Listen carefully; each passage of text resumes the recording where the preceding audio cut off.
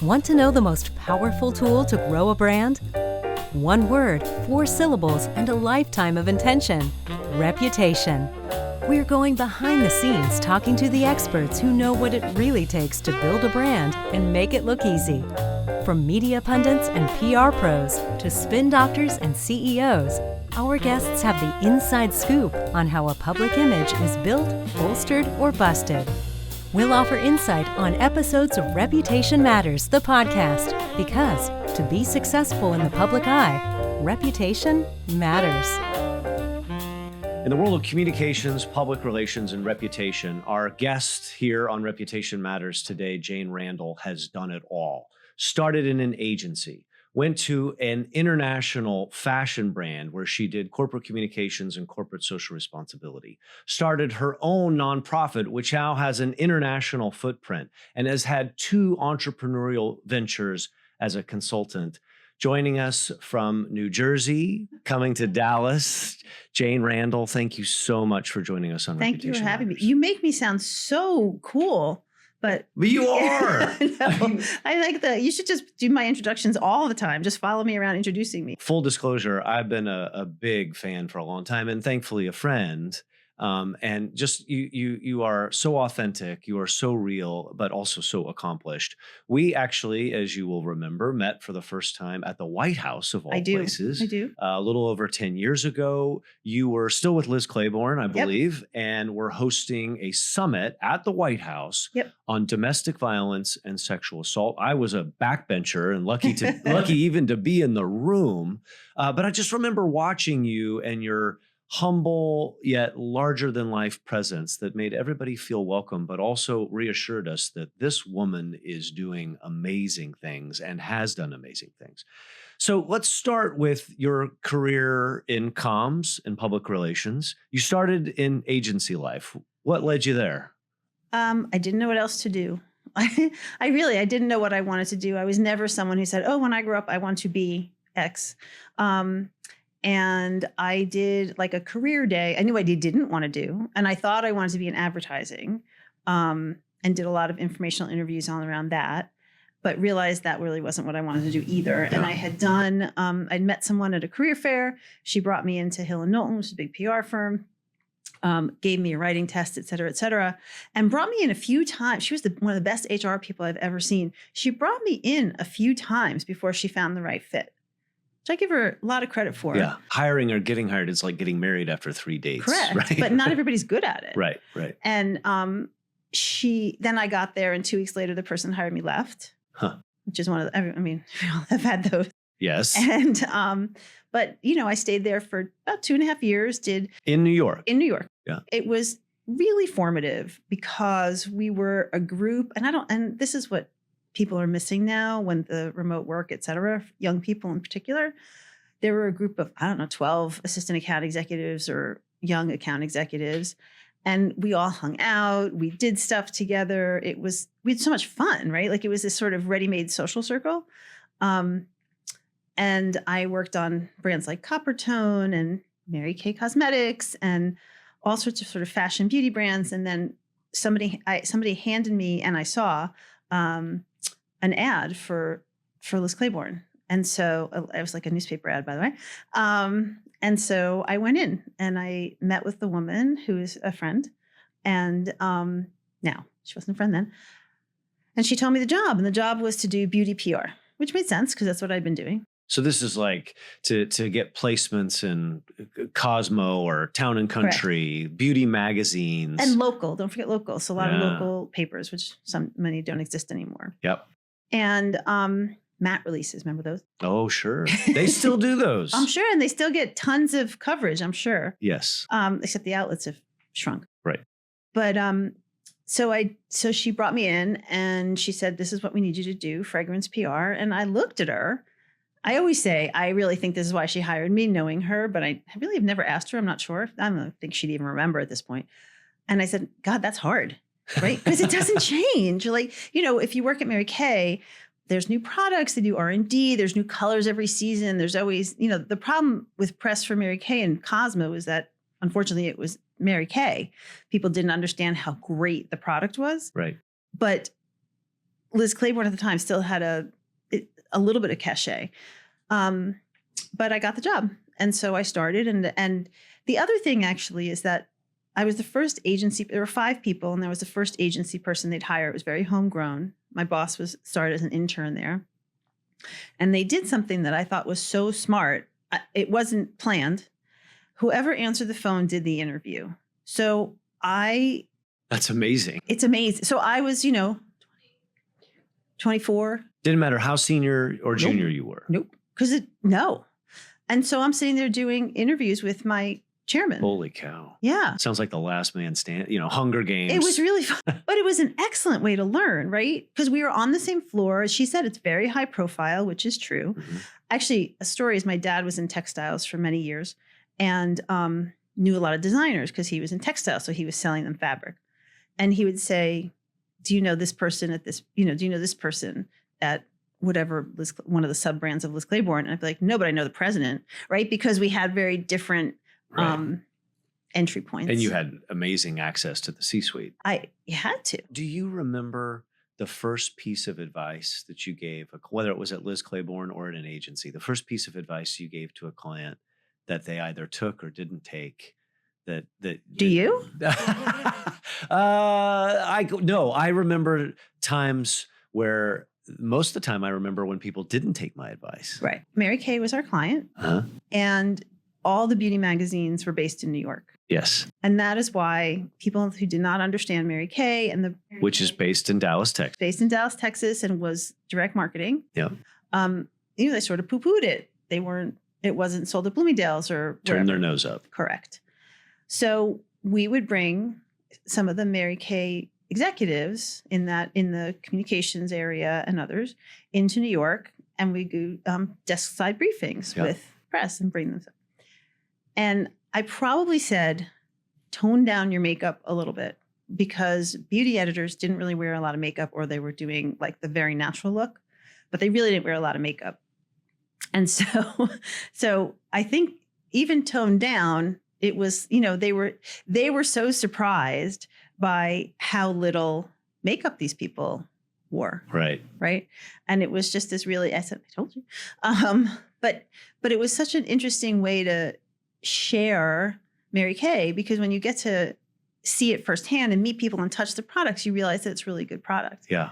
But a great reminder to know your audience, right? Yes. You always have to know who you're talking to. Correct. And how do you relate to them? How long were you at Liz Claiborne? Liz Claiborne, 22 years. And continued to move up the ladder. Correct. End up being vice president of corporate communications. So what was the Senior scope? That's important. What was the scope? What was their charge? When? As once you got up to a senior vice president, what was the big picture scope? Everything. I mean, it was not beauty press at that. No. It was not. It was anything that wasn't. So they separated the roles into senior VP of Corp Com and the senior VP of Fashion PR. Got it. So I stopped doing fashion PR a long time before. So this was about corporate reputation, Correct. Corporate communications. And as well as many others who've ever been in Corp Com, you're sort of the kitchen sink, right? Somebody calls, they don't know what to do with it, they hand it to you. So that's why I said everything. Lived through 2 CEO changes, 2 name changes. It was very interesting. The reason I stayed, honestly, was because my job changed, right?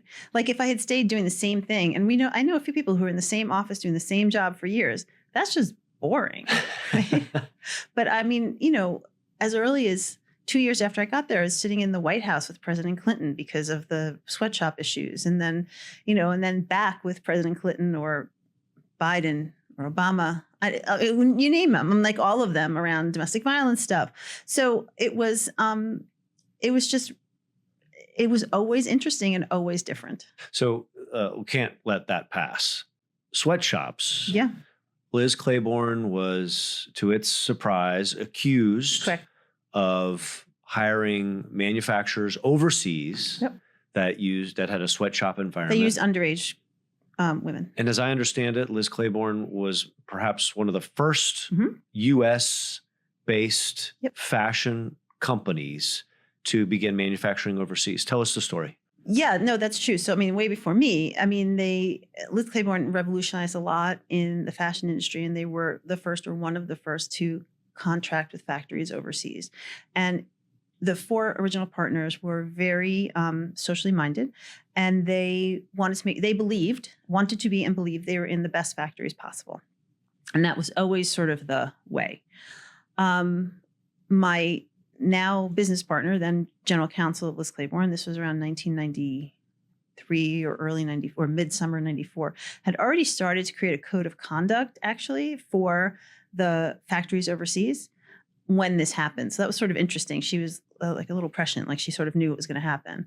And saw the risk. She did. And so when we got a call, you know, we were surprised, but a call from someone saying that we were going to be on the Senate floor, we were surprised. But it's funny, I can point most of the things that I learned about reputations, and surprising, I was there for 22 years, I learned from being at Liz Claiborne. Because in this case, for example, instead of pushing back and saying, not my problem, it's just a factory, I don't own it, the chairman, the head of sourcing, the general counsel invited in the person that was sort of holding up the sweater and wanted to understand, because we didn't want to have sweatshops, right? And we didn't understand how sort of these different factories work. Sometimes they have 2 sets of books, like all sorts of stuff. So go back for a second. Though. Yeah. You said we got a call that it was going to be on the Senate floor. What is that? What do you mean? So we get a call from then, I believe it was Ohio Senator Howard Metzenbaum, his office, not him. On a Friday when my boss at the time didn't work. So on Fridays, everything bad happened on a Friday. Like no matter what, everything bad happened on a Friday. And said, this was at 9 a.m. and your sweater is going to be held up on the Senate floor with testifying with this activist and a young woman from Honduras or El Salvador, I think, that she works in a sweatshop and they use underage work. And it's got a Liz Claiborne. Yeah, it's one of your sweaters. It's our sweater. You're the poster child. Correct. So what did you do? That's a fun. Honestly, I remember sort of everything. I'm sure I called Robbie, who is my now partner in the general counsel. I'm sure that's who I called first. Right. And then we got and the head of sourcing, who I knew, and got people together. And this is what I'm saying. Like we invited people in. I don't remember what our response was. Yeah, because it was an immediate response. Right. We had to do something, but I don't remember what it was. But what I remember is this notion of bringing the people that criticize you in to understand why. Not every time, but it was how we handled work with PETA for years. It's how we worked with any. There are a few things that we did that inadvertently offended different groups, and we would bring them in and understand and learn. Activists or NGOs, right? Yes. Issue-based organizations. Right. Yeah. And it's what I took away, right? Bring your critic in, understand. And then you don't necessarily, like PETA would come in we'd meet with them once a year.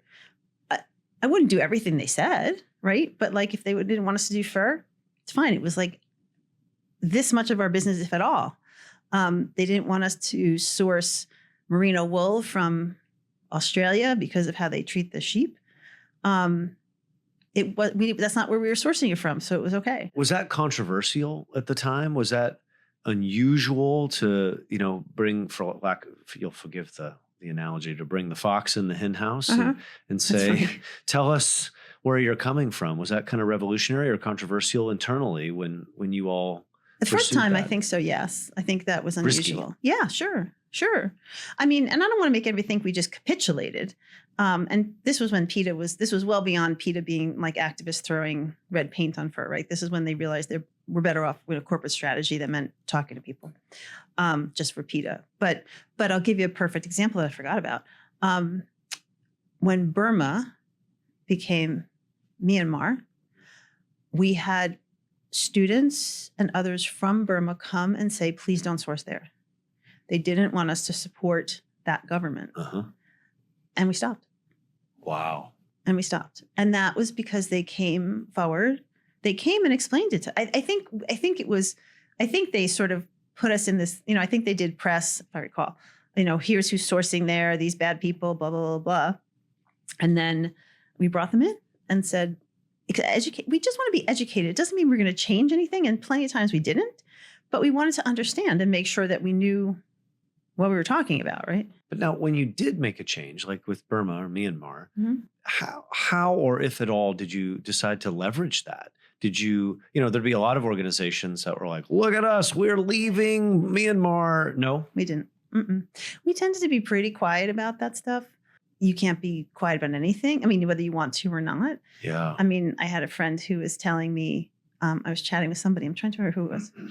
And she was telling me that her CEO asked her, he wanted to tweet about Israel Hamas. And she's like, no, please don't. Right. So, I mean, that's a big thing. I'm sure you're counseling your clients about when to speak, when not to speak. And even what was during COVID has evolved. People have gone backwards. I mean, when I was sort of growing up in PR, it was like anything political, you just didn't touch. Yeah. Right. You didn't want to. Well, and now, of course, you see companies that it's just quite the opposite. Nike was in my mind, was one of the first, right? Colin Kaepernick. And they said, listen, we understand there's certain segments of the country that won't buy our products now, but our employees, our stockholders and stakeholders expect us to do this. And we're going to do it. Okay. But now explain Bud Light. Yeah.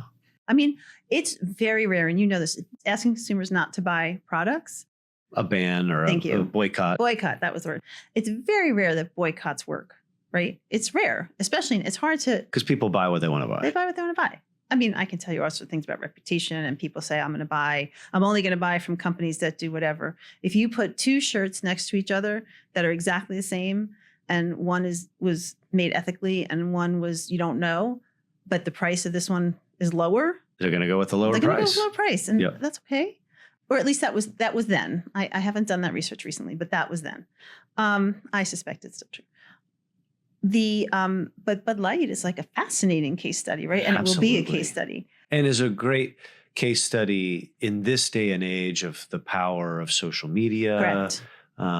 And even, to me, the watershed change really came with George Floyd. Yes. It used to be that do you belong in the conversation? Mm-hmm. And George Floyd, the expectation was everybody belonged in the conversation, but no matter what you said, you got yourself in trouble.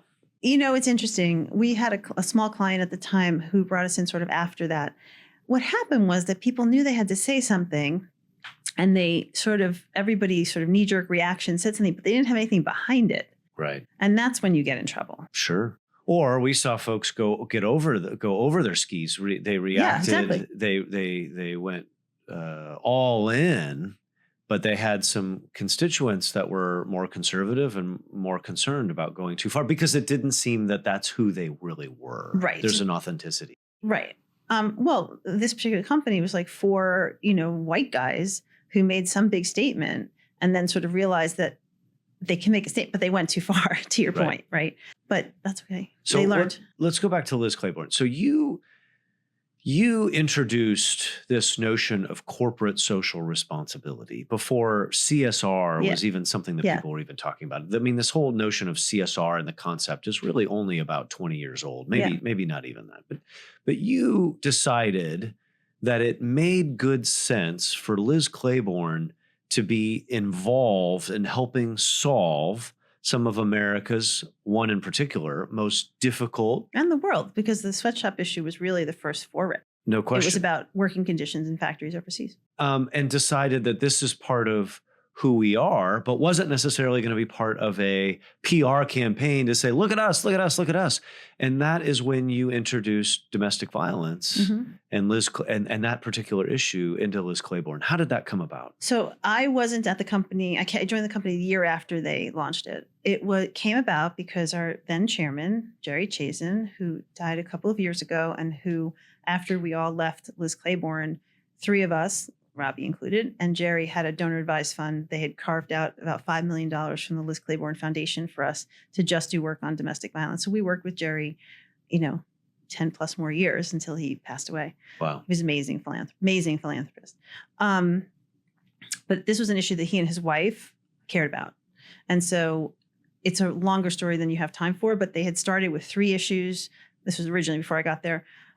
Working moms, gardens in Atlanta and domestic violence. And by the end, they looked at each one and how it worked. And domestic violence was the one that was like the most successful at the time. But it's interesting. They worked with Barbara Kruger, who is a big artist. And she used to do these big messages on, sort of giant. And this was get out. I mean, it was terrible. It was totally the wrong message, right? Yeah. It was definitely the wrong message.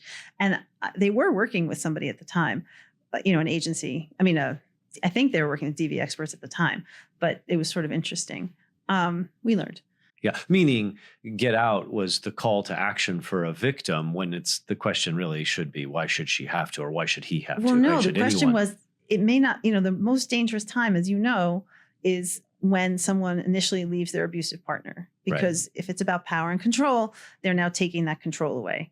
And so you leaving may be the option, but don't just leave. Like, you need to have a plan, you need to have help. So that's where it was sort Getting of like, out. It's not that simple. It's not that simple. Yeah. And of course the statistics are, and correct me if I'm wrong, 1 in 3 women will be a victim of financial, verbal, sexual, emotional, or physical violence at the hands of a partner, and 1 in 7 men, I Something believe, like that, something yeah. like that. Okay, so in your role, what did you do to marry this sense of corporate social responsibility, reputation for Liz Claiborne, and then activism or involvement in domestic violence prevention? So I was so fortunate, because now everyone is all about metrics and how many impressions and what is this clicks and all that other stuff.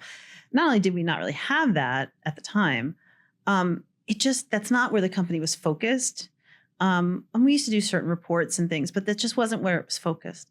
So I had so much autonomy really from very early on with what became Love Is Not Abuse. That was our signature program.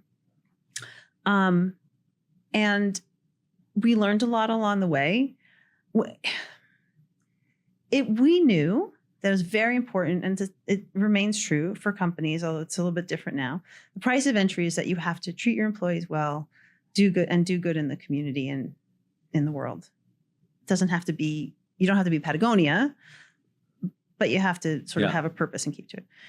That was less of the case at the time. Yeah, it's table stakes now. Yeah, now you have to do it. Yeah. And so we sort of inherently do that. And it was helpful when other issues would come up to provide the halo effect of, I've heard them, that people we didn't advertise Love Is Not Abuse. We only did PR. So if you did a broad survey, no one would know what it is, but they probably knew we did something for women. They often would think breast cancer because it's a women's company. And that gives you a little tiny bit of inoculation. And all you want is for someone to give you pause, give you the benefit of the doubt for just a second. We call it building goodwill in the bank of public trust. Exactly. Well, that's exactly right. You just want to say, I know that they do X, Y, or Z. What is that about? Now, I don't want to name companies, but there are other companies that did a lot of work. There were companies that couldn't advertise their product because of legal reasons, did a lot of work in the DV space and others. And I remember initially, before I got to know them, being very suspect, right? Because I was like, you're only doing this because you can't do X, Y, or Z. That really wasn't the case. But, that was sort of the beginning of. Meaning they had ulterior profit motives only. And and they couldn't advertise their main product because it wasn't allowed. Did it work? From your perspective, for me, your efforts at Liz Claiborne, you actually created or helped co-create the nation's first teen dating violence prevention curriculum, right? Coming back to we've all had chief marketing officers say, why can't we focus on something more positive? And here at Liz, you focused on a prevention for what you had hoped to achieve, either from a reputation perspective or actually solving the issue. Do you feel like it worked? That's a good question. I think people who needed to know knew, like people in Washington, peers who are also doing the work. The focus on teen dating violence was very strategic, because if you think about women buy most of our product and most of men's clothes, and the aging sort of consumer, most likely they're moms or grandmothers or aunts or someone else. So the idea, and no one can say, no, I don't want to learn about how to make what's going on with my kid, right? And so we had research. We always did research. Always, always, always. My dear friend Ann Glauber, who co-founded No More with me, was my PR lead at the time. And she was really big into research and data. And it was always important to do because it gave us sort of that, it said why we needed to do it, right? And the research showed that kids were dealing with these issues. Parents didn't know. I mean, I could tell you, we did, the curriculum was great. I still have one. It was a great curriculum we worked with. It was really good. And still, it would still be relevant. It's still very relevant. Sure. And more people do it now. We also worked to get laws passed in 13 states about that you mandated the teaching. Can you imagine now? Mandated teaching it, but no one put money behind it, right? So you can mandate all you want, but if you don't fund it, it's irrelevant. The other thing we did that again, it was sort of nascent, all the web and whatever stuff. I mean, no, that's not true. It was apps, but it wasn't the same. We created an app for teen dating violence it was so cool. It was giving parents a taste of what it was like. So you would download the app, you'd put in your email and your cell phone, and the app would call you and leave progressively more assertive, aggressive. Yes, aggressive is a better word. Messages, and send emails and texts sort of constantly. So kind of like simulating Correct. What a teen might go through Correct. in an unhealthy relationship. Yeah. Yep. Wow. It was so cool. I mean, Powerful. Really powerful. I love apps. You got to people have to download them. Right? Like apps are great, but if you don't download it, it's irrelevant. Yeah. But so we did a lot of really cool things. The teen angle, it was only a PR initiative. There was never advertising behind it. So the most we did ever was get a message on a tag on the Liz Claiborne clothing, and that was like a struggle. So we had to continually do things that would be newsworthy. Right. And that's why I research all the time and teens and, just sort of constantly for parents, because parents didn't know what to do. So, stuff for teens in schools, but then what do parents do? Yeah. So there was always a new angle. So what advice would you give now to a comms executive focused on reputation and trying to leverage corporate social responsibility in a world now where being a good corporate citizen, either the way you treat your employees or how you manufacture or harvest or how you're engaging philanthropically, giving back, is table stakes. It's just, as like we already discussed, Right. It's just expected. There's not kind of the halo or the surprise as it was before. What's the lesson now, 20 years later? Well, it's interesting. We always had support from the top of the organization, right? The CEO, the chairman was very supportive of domestic violence as an issue, we'll just say, and got directly involved in the sweatshop stuff immediately. The next CEO, he credits me. I don't think it was me, but he credits me with convincing him that he wanted to cut the program, and I convinced him, that whole thing. We got him to leave a voicemail for the entire company during October, which is Domestic Violence Awareness Month. And what's funny is that people were freaking out because they're like, why is the CEO leaving me a message? Didn't occur to me. Yeah, but I mean, powerful. I got him to do the vagina monologue. Wow. I had to say, support it. He didn't have to do it. But I had to say vagina many times to him.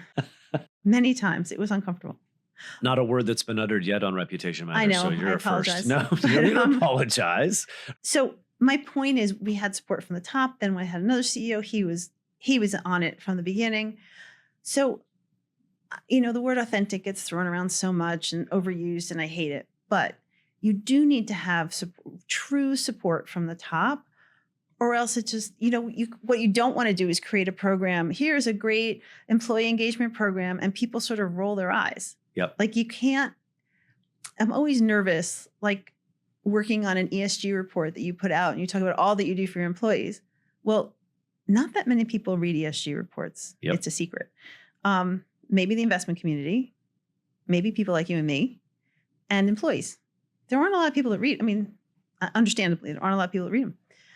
So you can't put something out for your employees where they're going to be like, what? You don't do that. Yeah. That's just nonsense, because your employees are your greatest ambassadors. Yeah. I don't think people use their employees enough.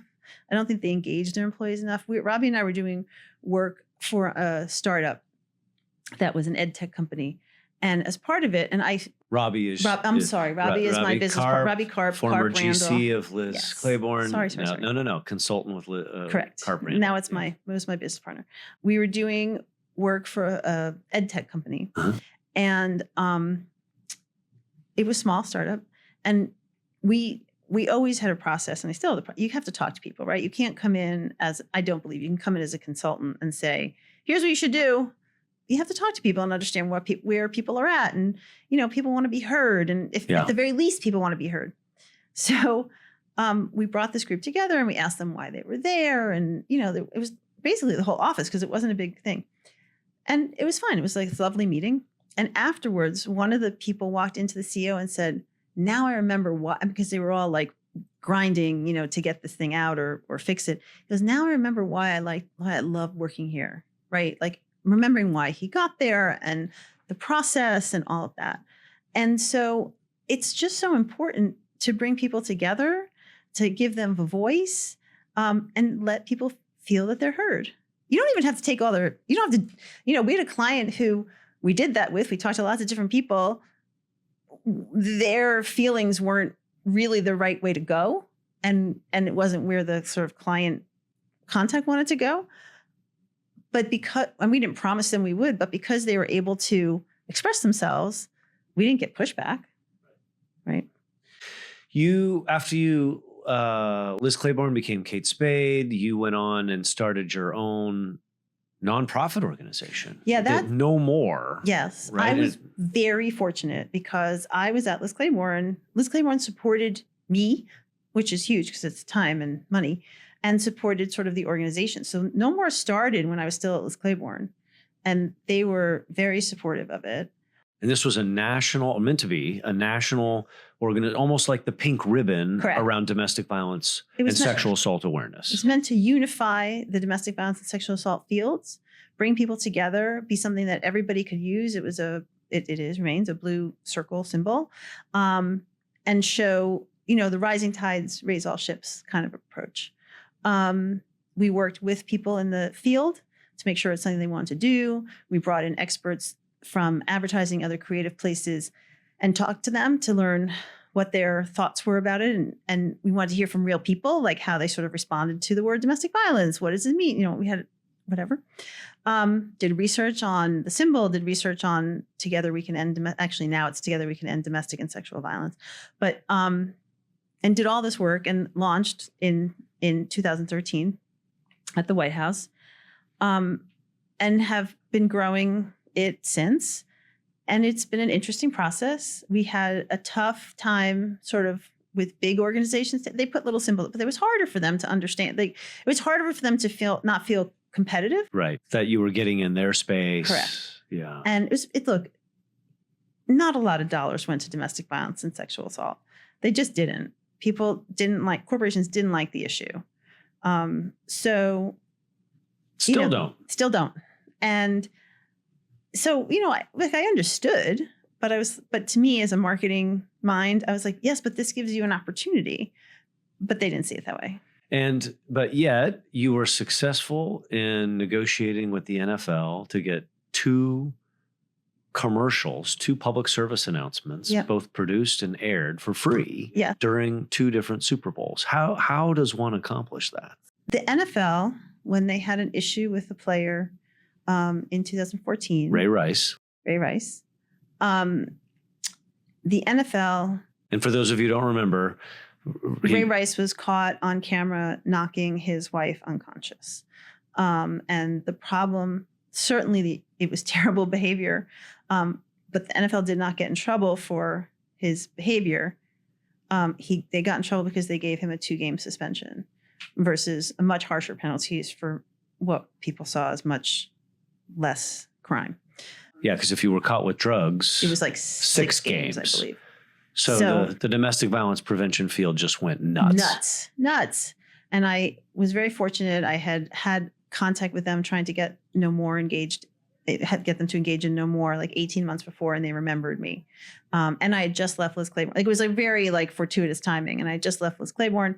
And so I went in and have been very fortunate, along with three other people, Tony Porter from A Call to Men, Rita Smith, a longtime advocate, and Beth Ritchie, who's a professor, to advise them on domestic and sexual violence for years at this point. The way No More was created, we called it an open source campaign. The idea was that we had a big toolkit, we still have a big toolkit. Anybody can download it and create their own No More campaign. You could do SunWest PR says No More. You could do, Waco says, whatever it is, right? Anybody can do a No More campaign. And so it was always very open, and we wanted people to use it, which is how the grassroots organizations really grabbed onto it, because it gave them tools and things. What we had hoped is that the larger organizations would do the same thing. One did. Kind of adopt it. Correct. One did, which was the Joyful Heart Foundation. And they were really, people remember, this is what people remember. They remember these PSAs with Mariska Hargitay and many of her friends, celebrities coming on and saying no more whatever. They had an ad agency. A brilliant person, Rachel Howell, who was at an ad agency and created the ads. And so we had those. The NFL, because it was about domestic and sexual violence, they needed an organization that did both, that covered both.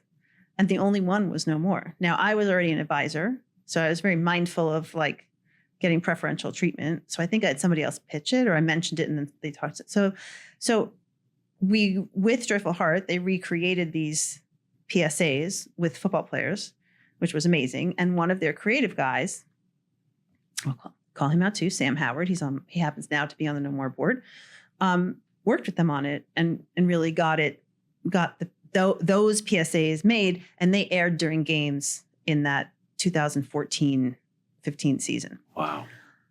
The PSA for the Super Bowl, I think was their idea. I mean, I think it was their idea, but Sam worked with, and I'm sure others, but worked with Gray, I believe it was Gray Advertising, and created this commercial called Pizza, I think we called it. Yeah. That was amazing. I remember. It was based on a true story. And the story is that you see sort of clearly a disheveled house, and someone is calling 911 and they're acting like they're asking for a pizza. And the dispatcher's like, ma'am, you have the wrong number. And she's like, large, yes, pepperoni. And he realizes that she can't speak. And he said, are you in danger? Yes. And they have this whole conversation until he realizes it's domestic violence. It still, I believe, ranks in the top 10 commercials. Super Bowl that commercials. aired in a Super Bowl. The second one was meant more to address sexual assault and was around texting and things. It was good. It just wasn't as powerful. Yeah. And now you have your own consultancy, Carp Randel, which we've mentioned, and you give advice to big brands about how to marry their social impact initiatives with their reputation and corporate communications and the NFL as a client. What's it been like to advise the NFL with so many ups and downs from a reputation perspective? It's been great, honestly.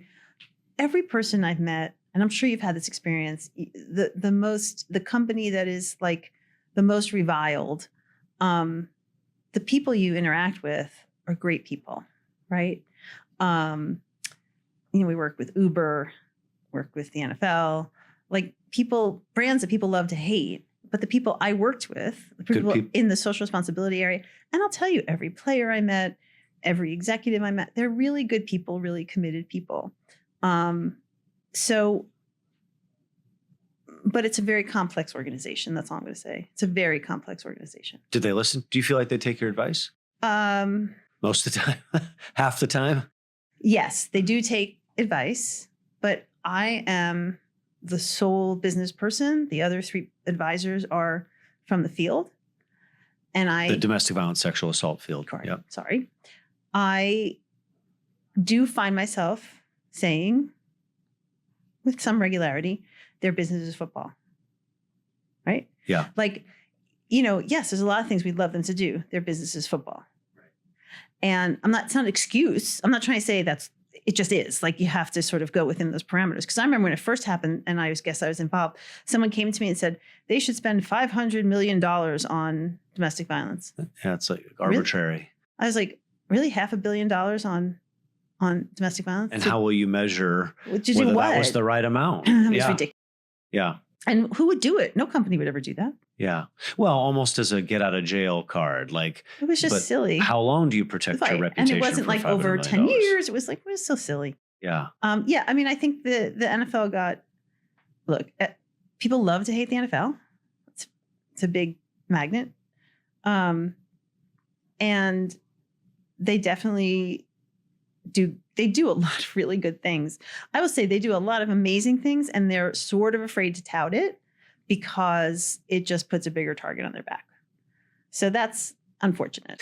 But it sounds like you have a sense of pragmatism when you give them advice. You can see through their lens of what's realistic and what's not. You're not, and this is important in giving reputation advice, that you can't die on every hill and fall on every sword for the cause. Otherwise, you'll get nothing done. What Robbie and I always would say about Corp Randel, people say, what's a differentiator? What do you offer?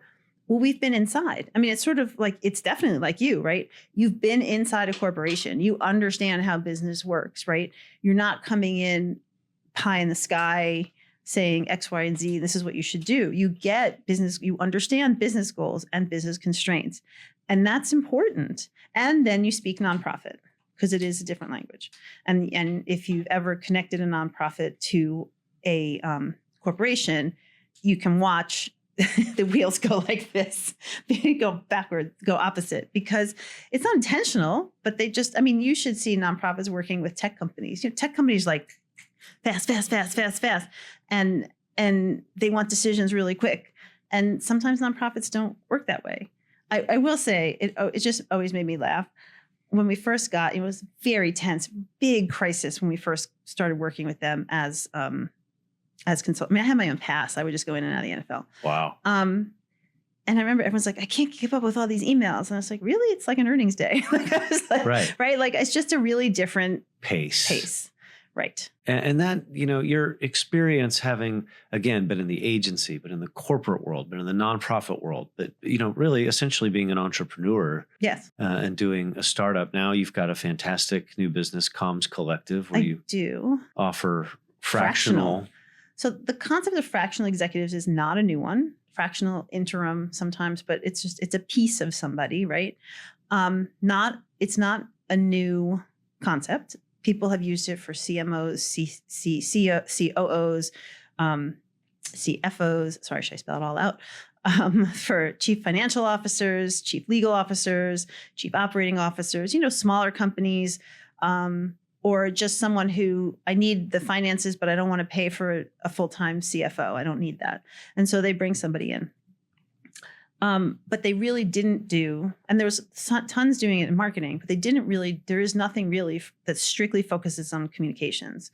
I am very fortunate, and I can't remember if you ever came, but I'm part of this group called The Seminar, and it is just this amazing, and I got to stay by the skin of my teeth, because I chaired the organization the year I left Liz Claiborne. It's just the most amazing group of people. It's changed my life, changed the trajectory of my life, hands down. It's all comms people from the biggest companies, foundations, universities, and agencies that you can imagine. And it's a one time a year we come together and do big thought leadership, whatever. But that is what sort of helped me understand and gave the basis for sort of Comms Collective and this idea, because a lot of these people, I mean, this as well, the communications industry has a lot of churn, right? Come in, you come out, whatever. And so we know a lot of people, and they know people. And there's 4 partners, one of whom worked in the recruiting field for 35 years. Huh. And so she's our ringer. Yep. And the other 4 of us have been CCOs at big public companies. And so none of us do comms anymore. Right. Well, you always do comms. Well, it's true. but we don't, we're not strict comms people anymore. And we came together and said, we think that there's it's a side hustle for everybody. We think there's a market to place seasoned, smart, experienced comms people in a fractional role. And the difference between fractional and consultant is that I am a consultant, and I would sit outside and I say, great, and we should do this, and we talk and figure it out, and then you go on and I may help you implement it. But you're an outsider. But I'm an outsider. This person is inside. So it could be for family leave. It could be for helping to set up an internal communications department. It could be just as an advisor for someone who's new in the job. There's lots of different ways that you can use it. And so, yeah, I mean, we had someone write a speech for a CEO of a big company. There's lots of different ways that it can be used. So I'm in constant biz dev mode, Sure, which is interesting and not always that fun. But it's been really, I mean, we set up the consultancy on social responsibility. And it's the two of us, and you work and you get clients. Like this is a bit different, right? Yeah. We didn't really have to market Corp Randel. It was all word of mouth. And this is too, but we also are looking at middle market companies because that's sort of where we think we have a sweet spot, especially the PE and VC world. Mm-hmm. And so, but trying to crack into venture capital when you're not there, not that easy to do. Yeah. So that's what we're doing now. So of all the things you've done and the varied background and all the wins or setbacks, what's the number one piece of advice you would give to someone who's charged with protecting or rebuilding a brand reputation? It has to be true to the brand. It has to be true to the brand, to the people, it really needs to come from the top, truly. That is so critical because it does trickle down and people can see if it's sort of lip service from the CEO or from the C-suite. It's so important. It's hard to ask people to believe in something that you don't believe in yourself. And I think that you need to do the work. Here's my thing. You need to do the work to make sure whatever it is that you're proposing is real and true to the company and who it is and who it serves and who make up its employee base. 5 years after No More was founded, we were having lots of issues with the field and domestic violence, sexual assault field. And we had someone come in and do a 2-day sort of reevaluation, strategic evaluation of No More. And you participated. Yes. And the first day, people spent sort of crapping on No More and what it wasn't and what it could be. I don't remember doing that. No, you didn't. A lot of people did. And you left me a message that I have not deleted. And you were just saying, that must have been really hard. You handled it well. It was just like the sweetest message in the world. And I've never deleted it. Oh, wow. Yeah. I'm so glad. By the way, for podcasters, I never told him that before.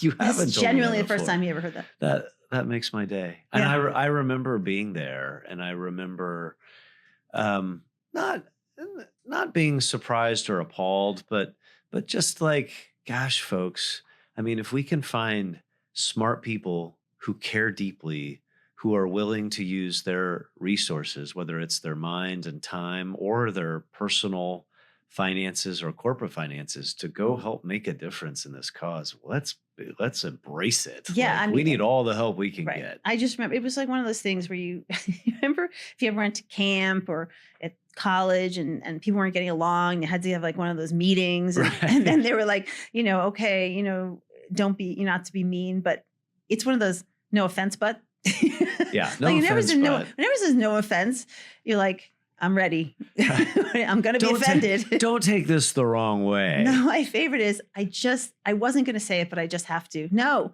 you don't. No, you don't have to. There's no rule. Because it's not about me. It's about you. Correct. It's about you wanting to get this off your chest. It has nothing to do someone else. You don't have to tell me. Actually helping me. Yeah. Right. Yeah. That's one of my favorites. All right, so we do a lightning round at the end of every yeah. So some of these are fun. Some of these are just for you. First of all, I have to ask you: do you still own any pieces from Liz Claiborne? Any fashion pieces that you yes. still? Okay, what do you have? I have. You're not gonna believe this because I've never worn it. We had a suede fringe jacket, like a 70s suede fringe, jacket. Yep. And I don't really recall even wearing it ever, but I kept it and I have it. Fantastic. Okay, sticking with fashion, what is the favorite piece that you have in your closet? Honestly, jeans, which is weird to say, but I have different ones for different occasions. You wear darker ones if you're dressing up and, more comfy ones if you're flying. And it goes with everything, right? If you put a black blazer and a t-shirt and jeans, these days you're sort of dressed. Yep. So jeans. Okay. Most versatile. I know you love to work out. What's the favorite thing you do in your workout? End it. When it's over. It's over. I have worked with a trainer for many years, but I also do the virtual class that I've done also for many years. I like push-ups. Okay, awesome. Good. Okay, so into the world of sports, can you say your favorite NFL team? Sure, I don't work for them. I'm a fair weather Giants fan, which means it's been bad weather for a while now. I was going to say the last time Eli Manning was quarterback, things went well. But if it's the Chiefs, okay, so for the long time, it was anybody but the Patriots. Okay. Right? Because they were in so many Super Bowls, anybody but the Patriots. And now I root for the Chiefs. Yeah, there's a lot of Texans who do too, because the Hunt family, of course, is from Texas. And you do know the Chiefs originally were the Dallas Texans. Did you know that? I didn't know that. Yeah, they sure were. This is back when Lamar Hunt, who founded the Super Bowl, founded the American Football League. They didn't want to take him on, and he started his own team. So interesting. Okay, so now I know you work with other sports franchises, including NASCAR. Less so. Okay, your favorite professional athlete? Lewis Hamilton.